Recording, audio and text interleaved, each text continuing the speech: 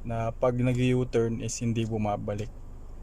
So nag-comment ako doon, ang sabi ko ay may certain speed lang para bumalik yung manibela ulit sa diretso. So, subukan na natin mag-U-turn. So, sige na nga. Okay. Simulate na lang natin, no? U-turn tayo. Yan, hindi ako nakatapak sa silinyador. So hindi talaga siya babalik. Hindi ako natapak sa silinyador. Binabalik ko pa yung manibela. So, yun, di ba? Ganun usually mag U-turn. Kaya siguro sinasabi nila na hindi talaga babalik. Yes, hindi talaga babalik kasi may certain speed siya para bumalik. So, try ulit natin mag U-turn.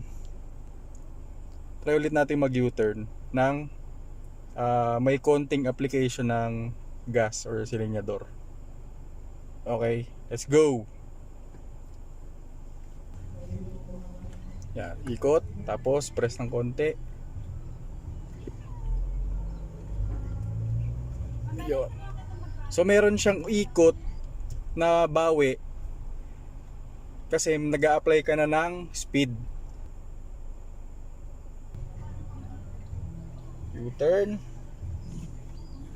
apply ng diba?